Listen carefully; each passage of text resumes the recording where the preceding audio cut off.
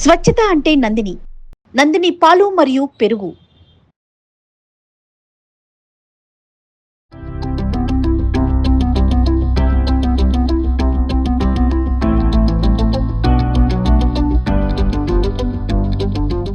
Nandini milk సమర్పించి Ugadi special programme కి స్వాగతం. నమస్తే రమగారు. నమస్తే జయ. రమగారు, ఉగాది శుభాకాంక్షలు. ఉగాది శుభాకాంక్షలు జయ. మీకు కూడా సుమన్ టీవీ ప్రేక్షకులందరికీ ఉగాది శుభాకాంక్షలు. Right, very good. ఉగాది పచ్చడి గురించి మాట్లాడుకున్నాం, ఉగాది విశిష్టత మాట్లాడుకున్నాం.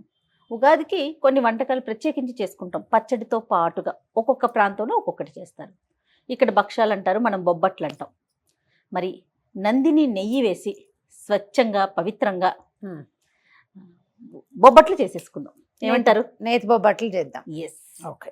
పండుగ అనగానే ఒక ఆధ్యాత్మిక భావన వస్తుంది కదా రమ్మగారు. అంతే కదా. అన్నీ కూడా చాలా పవిత్రంగా ఉండాలి, స్వామి వారికి చక్కగా నివేదించాలి, స్వామికి అంతా మంచి జరగాలని కోరుకుంటాం. అంతే స్వచ్ఛతకి మారిపోయి నందిని నెయ్యి. ఓకే, నందిని నెయ్యి వాడేసి మీ ఇష్టం వచ్చినట్టు ధారాళంగా పోసేసి బొబ్బట్లు చేద్దాం. మీరు ఏదైనా వండేటప్పుడు ధారాళంగా ఉప్పు కారం వేసుకోవాలి. రుచిగా ఉండాలంటే నెయ్యో నూనె మనం ఏం వాడతామో ఆ వాడే పదార్థాన్ని విసురుగా వేస్తేనే కదా రుచి. మామూలు రోజుల్లో బోళ్ళంతా చేస్తాం డైటింగ్. పండగ రోజుల్లో డైటింగ్ ఎందుకు చేయటము? బాగా వండుకుని తినాలి, షడ్రసోపేతంగా ఓకే వండుకోవాలి. అందుకని నెయ్యి వేస్తే పోసేయండి, మరి కాస్త నూనె వేస్తే మరి కాస్త ఏం కాదు. తప్పకుండా. ఏంటి రమ్మగారు ప్రాసెస్ చెప్పండి. శనగపప్పుతో బొబ్బట్లు, మహారాష్ట్ర అక్కడ కందిపప్పుతో కూడా చేసుకుంటారు. మా సత్యవతి వాళ్ళైతే బొబ్బరి పప్పుతో కూడా బొబ్బట్లు చేస్తారట. అది కొంచెం ఇబ్బంది పెడుతుందని నాకు డౌట్, అందుకని నేను అది పెట్టుకోలే. శనగపప్పు బొబ్బట్లు చేసుకుందాం. మామూలుగా శనగపప్పు ఉడకబెట్టడం, నానబెట్టడం, ఉడకబెట్టడం. ఎన్ని అవర్స్ అంటే ఎన్ని గంటలు నానబెట్టాలి?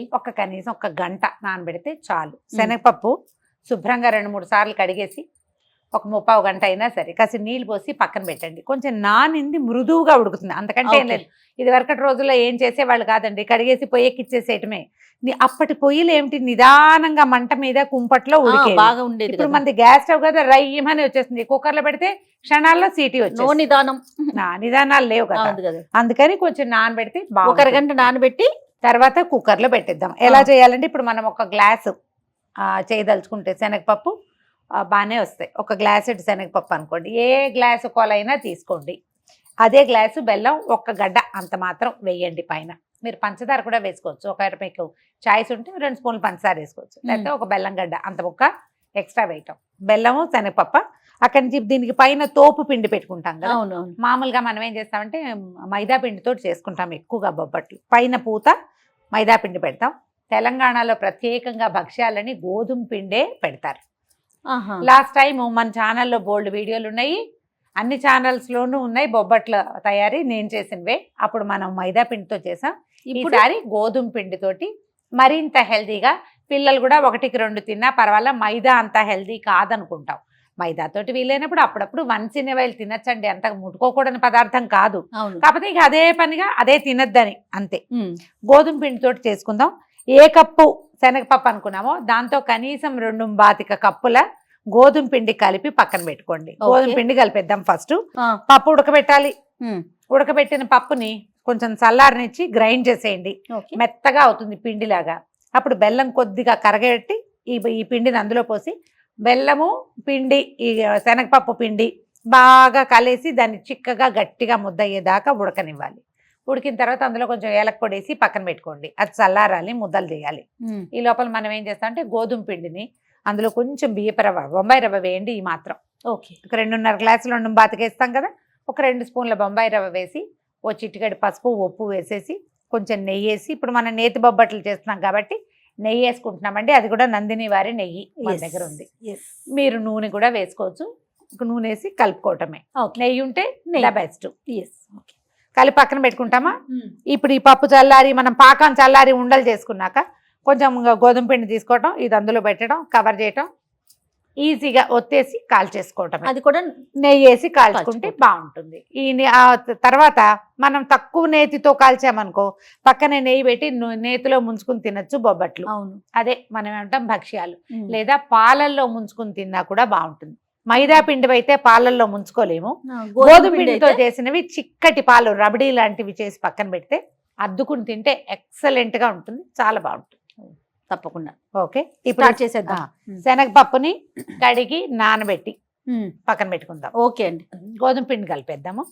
ఇందులో కాస్త నీళ్ళు పోయిండమ్మా. ఇంకేం పిండి వంటలు చేస్తారు రమ్మగారు? నేనా మామూలుగా ఉగాది అప్పుడు గారెలు, బూరెలు, పాయసము, పులిహోర, బొబ్బట్లు, సొజ్జప్పాలు లాంటివి ఇవే ఎక్కువగా చేసుకుంటాం. చక్కెర పొంగల్ చేసుకుంటాం. చక్కెర పొంగల్, రవ కేసరి ఒకటి చేస్తాము. నెక్స్ట్ టైం నేను రవ కేసరి డిఫరెంట్గా చేస్తాను. మామూలుగా మనం చేసేది కాకుండా కొంచెం కొత్త రకంగా చేసి చూపిద్దాం. తప్పకుండా.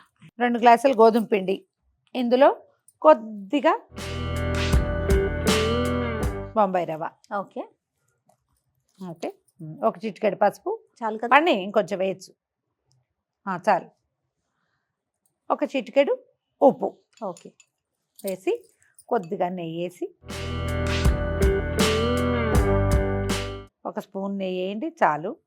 స్పూను 2 స్పూన్ల నెయ్యి వేసి పిండి కలిపేసుకుందాము.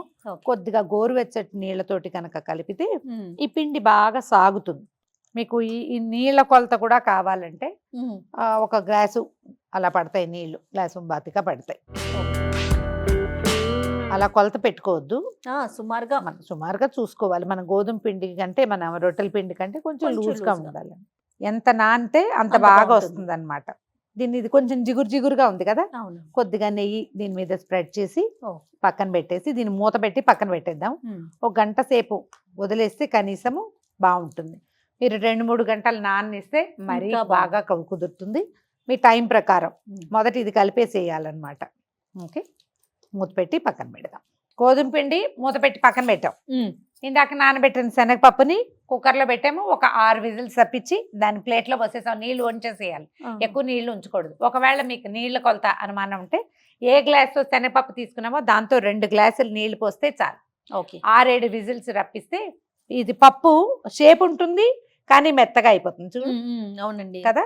2-3 పద్ధతులు ఉన్నాయి. మనం సింపుల్ గా ఏం చేద్దామంటే ఈ ఆరిపోయిన పప్పుని చక్కగా మిక్సీలో వేసేసి మెత్తగా పిండి చేసేద్దాం. ఓకే ఓకే, ఈ లోపల నువ్వేం చేస్తావంటే మూకుడు పెట్టి బెల్లం పెట్టుకుందాం. ఇది 1 గ్లాస్ పప్పు కదా, గ్లాస్ మీద ఒక ఇంత బెల్లం ఎక్స్ట్రా వేసుకుందాం. ఎందుకంటే చప్పగా అయిపోతుంది గోధుమ పిండి వల్ల.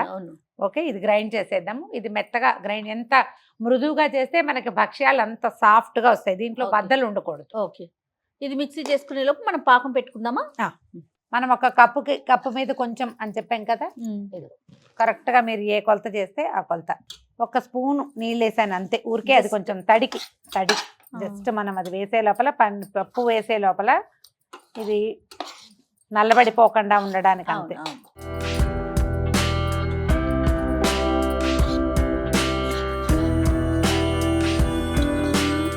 కొంచెం అటు ఇటు కదిపితే మనకి ఇది కరిగిపోతుంది. 1 స్పూన్ పంచదార వేసుకుంటే ఈ ప్రాసెస్ స్పీడప్ కూడా అవుతుంది అనమాట. ఒకవేళ కావాలంటే మీకు అభ్యంతరం అయితే వేసుకోవద్దు, లేదనుకుంటే ఇది కొంచెం కరగంగానే ఇది మనకి బెల్లం చూసుకోండి. బెల్లంలో గనక రాళ్ళు గీళ్ళు ఏమీ లేకుండా ఉంటే మనకి ఏ ప్రాబ్లము లేదు. ఇంకేం చెయ్యక్కర్లేదు, దీన్ని వడబోయటాలు వ్యవహారాలు ఏమీ లేదు.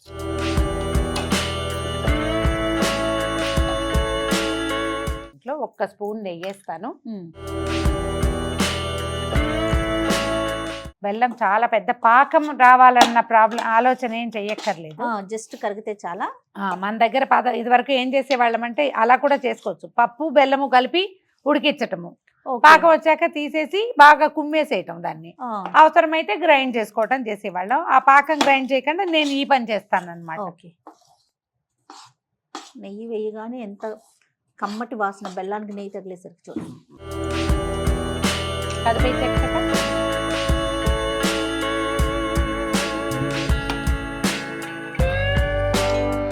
ఇందులో తడేలాగా ఉంటుంది కదా. అవునండి, అది ఇది కలిసి తొందరగా వచ్చేస్తుంది అనమాట. ఇది స్పీడ్ గా అయిపోతుంది. కొంచెం చిన్న గరిటె తీసుకోండి, స్పీడ్ గా చెయ్యి ఆడించండి చాలు. ఈ పిండి తగిలేసరికి ఆటోమేటిక్ గా ఈ పాకం సెట్ అయిపోతుంది. కొంచెం చిన్నది అట్ల కాడ కదా, అవునవును, అలా కాకుండా గరిటె లాంటిది అయితే ఈ బెల్లం కొద్దిగా చిన్న గడ్డ ఉందిగా, అది 1 నిమిషంలో వేడి చూసుకోండి. రాళ్ళు గనక కాస్త బెల్లం గట్టిగా ఉంటే దాన్ని కరిగిపోనిచ్చి పిండి వేసుకుంటే మీకు ఇంకా వీలుగా వచ్చేస్తుంది నిమిషంలో. ఇగో జయ రమ్మగారు, బెల్లం మొత్తం కరిగిపోయింది. ఆ. ఇదిగో పాకం వచ్చేసింది. ఉండ చూడు ఎంత కరెక్ట్ గా వచ్చిందో. కరెక్ట్ గా వచ్చిందండి. ఈ టైంలో Perfect. ఆపేస్తే సరిపోతుంది. మీరు 1-2 జాగ్రత్తలు తీసుకోవాల్సింది ఏంటంటే ఆ, బెల్లం, గట్టి బెల్లం సుద్దల్లాగా రాళ్లలాగా ఉంటే మాత్రం అది పూర్తిగా కరిగాక పప్పు పిండి వేసేసుకోండి. మరి కొంచెం ఒక చుక్క నీళ్ళు పోయండి, మీకు టెన్షన్ లేకుండా ఉంటుంది. Okay. పలచగా అవుతుంది, తర్వాత ఎట్లాగో పాకం వస్తుంది కాబట్టి భయం లేదు. ఇప్పుడు చూద్దాం ఉండ వస్తుందా రాదా. ఖచ్చితంగా వచ్చేస్తుంది. ఇదిగో అయిపోయి చల్లారాక ఇంకా గట్టిగా అవుతుంది. ఒక 10 నిమిషాల పాటు దీన్ని నీట్గా చల్లారనివ్వండి హాయిగా. ఇది Okay. చల్లారి ఉండలు చేస్తే ఇంకా మనం భక్ష్యాలు ఎడం చేత్తో చేసేసుకోవచ్చు చక్కగా. అంతే. స్టవ్ ఆపేసి ఆపేసారు. దీన్ని పక్కన పెడదాం. ఉమ్, ఇగో పూర్ణం చల్లారిపోయింది. ఇలా నిమ్మకాయ సైజు ఉండలు చేసి పెట్టుకుందాం పక్కన. ఓకే. ఒక గ్లాస్ కొలతకి ఎన్ని వస్తాయో క్లియర్గా కనపడుతుంది జయ. ఉమ్, కొద్దిగా నేర్చేయి చేసుకుంటే ఉండ నున్నగా మృదువుగా వస్తుంది, నున్నగా వస్తుంది. ఓకే, అందాజుగా చేసి చూద్దాము. దీనికి ఇంచుమించుగా అంత సైజులో ఉన్న గోధుమ పిండి తీసుకోవాలి మనం. అందుకని మనం 1కి 2 పోసాం కదా, అవునవును. అందుకు.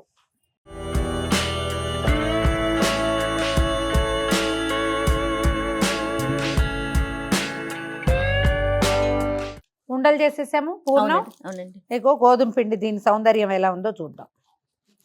చక్కగా సాగుతోంది చూడు. ఉమ్, మెత్తగా ఉంటే చకచక చక్కగా అయిపోతుంది. అయిపోతాయి. మనం ఇంత పలచగా చేయకపోతే ఏమో కొద్దిగా పిండి చల్లి ఒత్తుకోవచ్చు. ఓకే. ఇప్పుడు మనం కొంచెం లూజ్గా చేసాం, కాస్త నెయ్యి తగిలిచ్చాం కదా, కొద్దిగా నెయ్యి వేసి నిదానంగా ఒత్తేసుకుంటే కాల్ చేసుకోవచ్చు. ఆల్రెడీ నెయ్యి వేసి ఉంచాం కదా, చూడ అతుక్కోవట్లేదు, ఈజీగానే వచ్చేస్తుంది. ఇంచుమించుగా మనకు అది ఎంత ఉందో సరిపోతుంది. అటు ఇటుగా అంతా తీసుకోవటమే. ఇది అడుగున మందంగా ఉంచుకుని అంచులు కొంచెం సాగదీసుకోవాలి మనం. అప్పుడు మనకి ఏంటంటే ఒత్తినప్పుడు ఈజీగా ఉంటుంది అనమాట. ఓకే. అలాగా దీన్ని పైకి లాగేయండి. మీకు మైదా పిండి అయితే ఇంకా స్పీడ్గా సాగుతుంది. గోధుమ పిండి కాబట్టి కొద్దిగా కాస్త స్లోగా ఉంటుంది అంతే. అన్ని పొదిగి పక్కన పెట్టుకోకుండా ఒక 5-6 చేసుకోవటము, ఒత్తుకోవటం. Okay sir. ఒక 4-5 చేసి పెట్టుకుని అప్పుడు ఒత్తుకుందామా. అట్లానే ఏమి రమ్మగారు చేసేస్తారా? చేసేద్దామమ్మా. కొద్దిగా నెయ్యో నూనె రాసుకుందాం. అవునా? నెయ్యి కాస్త తక్కువగా ఉంది కదా, ఇంకొంచెం వేసుకుందామా అందులో. అట్లానేనండి.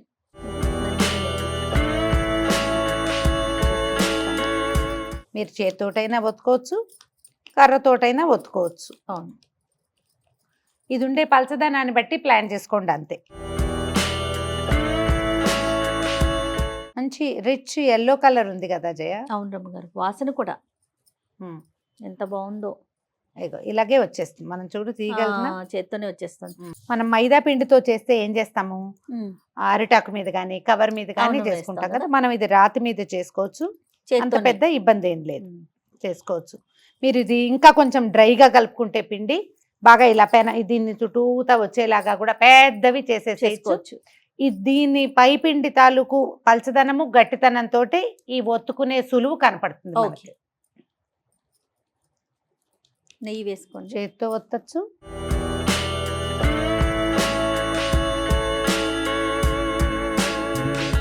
కాస్త కూస్తా బయటకు వచ్చినా అంత కంగారేం లేదు. వేడి వేడి పెనం మీద వేసేసుకోవటమే వీటిని. కొంచెం ఒకసారి ఒకవైపు డ్రై అయిన తర్వాత నిదానంగా బబుల్స్ వస్తాయి, వెనక్కి తిప్పుకోవచ్చు. ఈ పిండి కనుక నేను మళ్ళీ ఇంకొక కిటుకు చెప్తా. తోపు పిండి మనం ఇంత, నేను కొంచెం లూజ్గానే అయింది ఇవాళ, ఇంకా కొంచెం గట్టిగా అయితే మీకు చపాతీకి ఎట్లా పైన బబుల్స్ వస్తాయి అలా వచ్చేస్తాయి దీని మీద. ఇది ఒక్క రవ్వ పలచగానే ఉంది ఈ పూట. మళ్ళీ ఇప్పుడు రిపేర్ ఎందుకు, దీన్ని ఇలా కూడా చేసుకోవచ్చు. నీకు ఎలా అయినా అది క్లాస్గా రావడం ఇంపార్టెంట్ అంతే. డ్రై అయిపోయింది వెనక్కి తిప్పు. అన్ని పక్కల నుంచి కదిపి తీసుకోవాలి. 2 సైడ్స్ కొంచెం కాలేక అప్పుడు మనం నెయ్యి వేసి కాల్ చేసుకోవాలి. మనకి మైదాకి దీనికి తేడా ఏంటంటే మైదా అంచుల వెంబడి లావుగా వస్తుంది, ఇది ఈవెన్ గా వస్తుంది, స్ప్రెడ్ అయిపోతుంది అన్నమాట. ఇది మీరు కావాలంటే అరిటాకు మీదో ప్లాస్టిక్ కవర్ మీదో అలా కూడా చేసి వేసేసుకోవచ్చు. ఇప్పుడు తిప్పు వెనక్కి. ఇప్పుడు నెయ్యి వేసుకుందాం.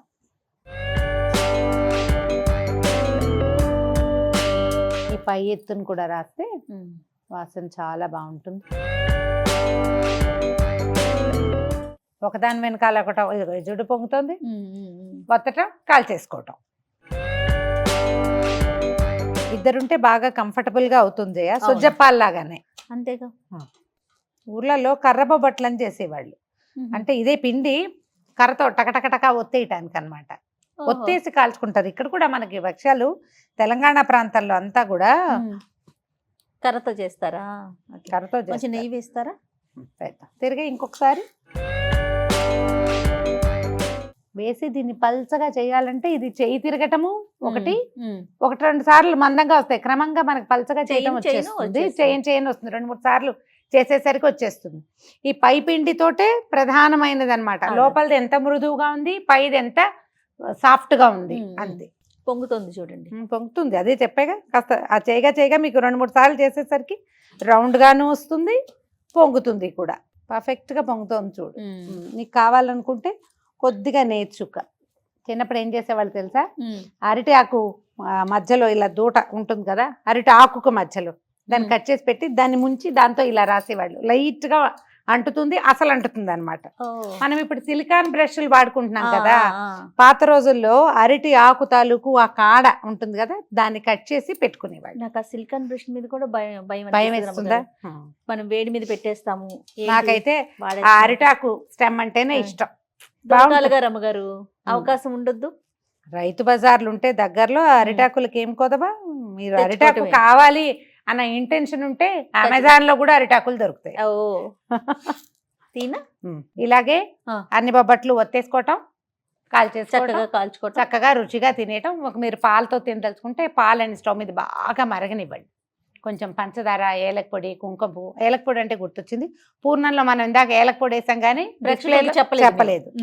ఏలక పొడి వేసుకుంటే బాగుంటుంది. కుంకుమ చక్కగా. పువ్వు, ఏలక పొడి, కొద్దిగా పిస్తా పప్పులు వేసి పాలను చిక్కగా మరగబెట్టాడు. చాలా మరీ రబడీలా చేయక్కర్లా, కొంచెం చిక్కగా చేస్తే చాలు.